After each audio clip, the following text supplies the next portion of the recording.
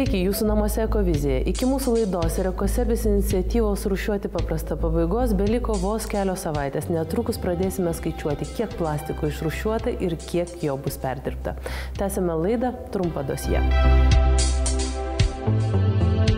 Broliai Martinas ir Karlis Dambergai savo verslą pradėjo prieš gerą dešimtmetį, tada Rygoje buvo griaunami seni mediniai namai. Jauni vaikinai supirkinėjo grindis, sijas, duris.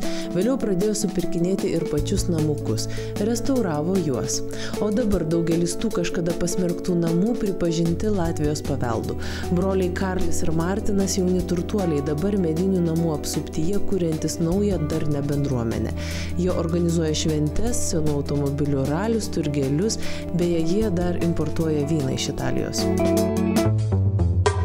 Yra Latvijoje du broliai, Martinas ir Karlis, abu jauni, tačiau kolekcionuoja senus Žiguli markės automobilius, restauruoja senus dviračius, atstato senus medinius namus ir kuria darnią aplinką tausojančią bendruomenę. Vasarą jie sėda ant dviračių pasipuošę tvido kostiumais ir važiuoja per Rygą. Kaip patys sako, tokiu būdu kultūringai prašome valdžios dviračių takelių. O rudenį užveda senučius Žiguli markės automobilius. Idėja važiuoja ne tik nauji. Ir kiekvieną savaitgalį visus Latvijos ūkininkus, menininkus ir šiaip gerų idėjų autorius kviečia į šurmulingą turgelį, kad ūkininkai, gamintojai ir valgytojai pažintų vieni kitus asmeniškai. Kviečiu žiūrėti. Вы можете пройтись немножко.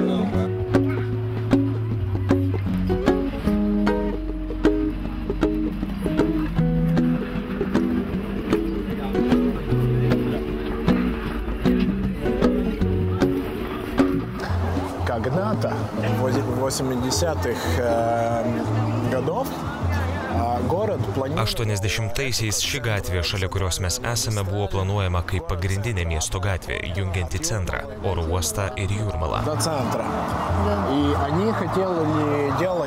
Valdžia planavo platinti kelią ir statyti didelius daugiaaukščius namus. Miesto plane buvo pažymėtos raudonos linijos, tad visi šie jaukūs mediniai namai turėjo būti nugriauti. Tačiau laikas bėgo, niekas nevyko ir vertybės pasikeitė.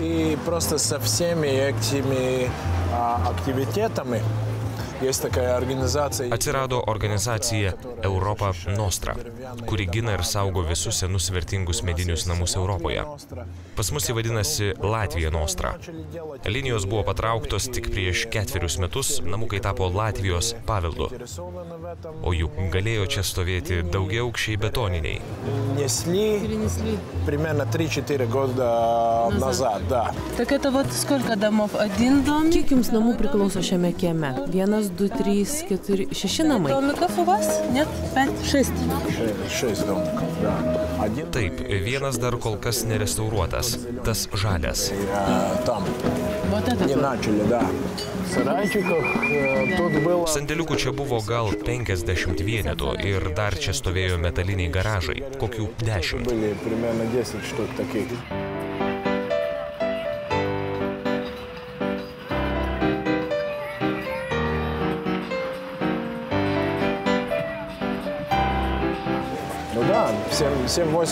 Tuos namus restauruojam jau 8 metus.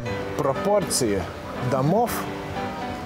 Taip, mes turime Rygoje daug medinių senovinių namų ir turime tai vertinti ir puoselėti.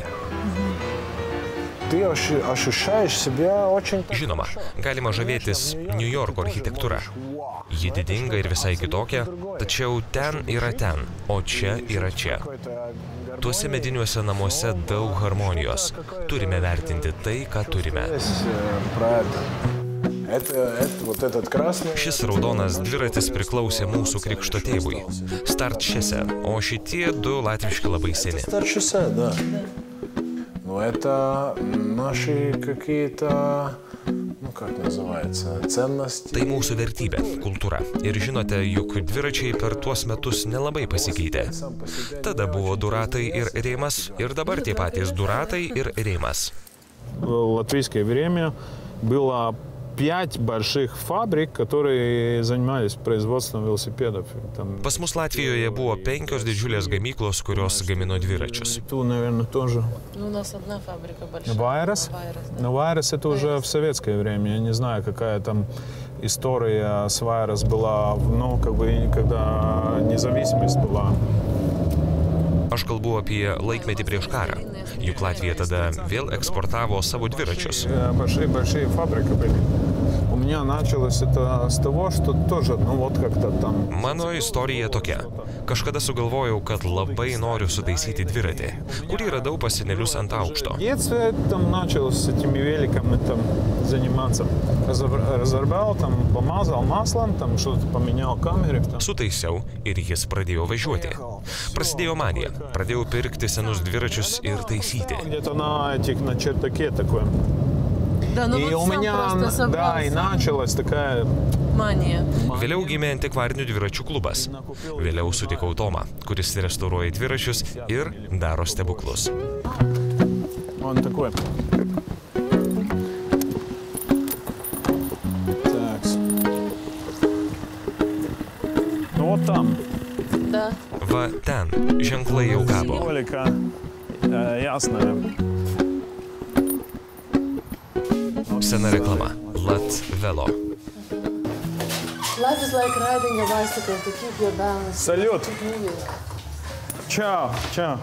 Labdien. Главный мост Что тут Латвии. говоришь, что тут? Томс Эренплес. Čau. Vita, prijetno. Čau. Nu tā, mēs atnācām apstīties, kur tās lietiņas to krieviski, laikam tā. Nu, вот.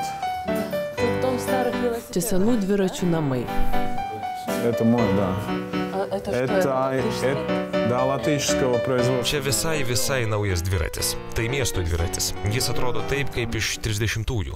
O čia mano, su rožėmis. Jis buvo pagamintas 1927 metais. Tas dviratis iš mano močiutės pastogės. Вот нашел где-то. Не, это не нашел, это то, что я рассказывал, что это как бы из моей бабушки. Она из, как это он говорит? Дядя? Это из дяди, да. И она в чердаке сохранила, и как бы вот. Думаю, что это мнение вообще о City Bikes поменялось уже, ну, насколько, ну, два... Prieš 2 metus stipriai pasikeitė nuomonė apie miesto dviračius. Kažkada buvo labai madingi kalnų dviračiai mieste. Mountain bikes, которые... Да. Когда ты человек сидит вот так. Ну, да. Na taip, žmogus susilenkia, suka pedalus ir nieko aplinkui nemato, tik asfaltą ir savo kojas. Dabar senos vertybės grįžta. Madinga restauruoti senelių dviračius. Jie patogesni ir šauniai važiuoja. И все там ковыряются. Старые ценности, как бы... Хотят сохранить побольше этих вещей. Это была... Tai buvo mūsų renginys. Važinėjome senoviniais dviračiais, pasipuošę tvido kostiumais. Все одеваются в этот ар-деко, Да. вот стиль, да? Старинные велосипеды, более-менее... И сколько людей собирается? Šiemet į gatvę išvažiavo jau 100 žmonių. Ну да, вот это хороший образ. Tai geras pavyzdys. Который вот через месяц-два поедет нормально. Šis dviratis po poros mėnesių važiuos? Ну. Taip, pavasarį jis važiuos. Весной он поедет. Окей. Ну, так... И эти Ir šitie ratai suksis? колеса. Tai užsakymas. И это вот этот велосипед, который из дедушки. Tai vienas iš tų senų dviračių, kurie priklausė seneliui. Ну да, и эта починка, наверное, стоит намного больше, чем этот. Ir matyti, restauracija šio dviračio kainuoja daugiau nei naujas prabangus dviratis. Когда New Mountain Bike не будет стоить ничего, он будет все равно сохраниться как ценность. Šita latviška patalinė labai puikiai. Man ji labai patinka. Trikotažas. Латышский бренд, я знаю это. Да. Мне очень этот... Dar man labai patinka latviškos lempos. Mama lampa vadinasi. Dar pas mus yra baldų gamintojai, kurie vadinasi Mint. Didžiuojamės šiais vardais. И вы из тех людей, которые, ну вот... Atrodo, jūs perkate tik latviškas prekes. Латышское, вы покупаете латышское, правда? Или Ну, нет? еду точно, да. Еду абсолютно. Na, maistą tikrai. Mano šeimoje 2 maži vaikai. Aš labai atsargiai renkuosi maisto produktus. На продтовары я очень смотрю, чтобы это было без... Skaitau ir skaičiuoju visas tas raides. тоже, наверное, на экономическом ситуации. Ir dabar tokioje situacijoje, turiu galvoje ekonominę šalies situaciją, norisi remti savus, kurie kažką daro, stengiasi. Латвийское и молоко, и все остальное.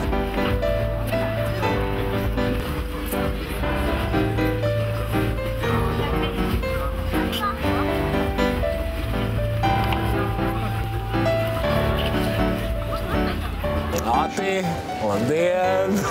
Čau, Атис, мы по-русски можем немножко. Конечно, можем. Я только не очень хорошо говорю, но... Это наши литовские друзья. Atis, mūsų draugai nori pasižiūrėti, kaip mums čia sekasi. Что мы тут делаем?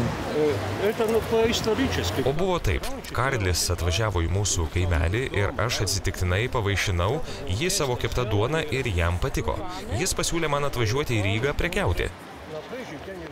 Tokia pradžia. Ir žmonės patenkinti, ir aš džiaugiuosi, ir Karlis. Jie labai mažai gali duonos iškepti. Taip, nes duona kepama senoje krosnyje. Joje telpa vos 9 nedideli kepaliukai. Rankomis užmaišau tešlą ir kepu duoną ant klevo lapų. Tai dar mano močiutės receptas. Это рецепт вашей бабушки, да? Tai mano hobis. Kol kas iš to nepragyvenčiau. Į turgelį atsivežiau 18 kepaliukų.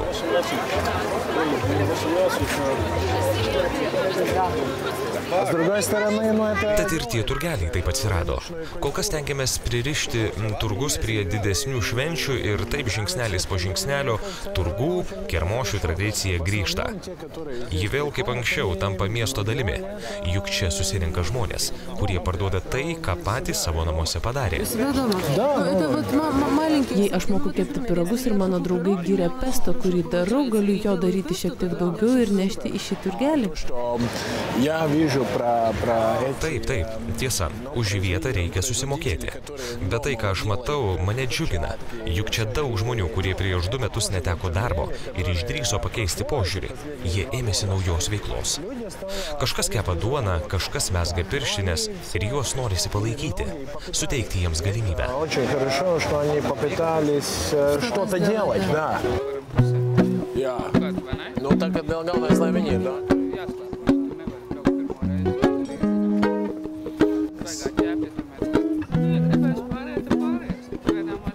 У каждого этого пирожка 2 конца. У нас друзья... Žinote, kalbant apie visas tas žaliasias idėjas, noriu pasakyti, kiekviena lazda turi 2 galus. Mes turime draugus Italijoje, kasmet pas juos važiuojame. Šiemet atvažiavom ir ką matom? Didelis, vynuogynas ant kalno, iškirstas, kalnas nustatytas saulės baterijomis. Солнечными батарейками. Ну вот тут очень такой большой вопрос. Я об этом очень не рад. Я думаю, это очень логично, что это надо делать. Na taip, mes suprantam, alternatyvi energija reikalinga. Bet kai tai ekstremalu. Горочку, да? Гора, которая была, на которой рос виноград, да? Теперь он на солнечных батареях, да? И сейчас вот, ну вот конкретный вот такой случай, да, и в Италии это очень много происходит. Ir Italijoje tai labai populiaru. Kirtami vynuogynai vardan saulės baterijų, vardan didesnio uždarbio. Они уже идут в тот конец, но это уже энергию солнечную. Что будет тогда следующее, если у нас вот... Кто будет выращивать виноград? Все правильно, но тогда... O kas augins vynuoges? Kas darys vyną? Так что я... Ты хочешь сказать, что, ну, бывает, что зашкаливает, да? Что нужно осторожно со всякими идеями, да? Да, конкретно. Я думаю, у нас очень зеленый, как Литва, так Латвия, Эстония. Turime būti atsargus su savo ištekliais. Mums tiesiog reikia stengtis išsaugoti tai, ką turime. Очень внимательно смотреть, чтобы мы такими и остались.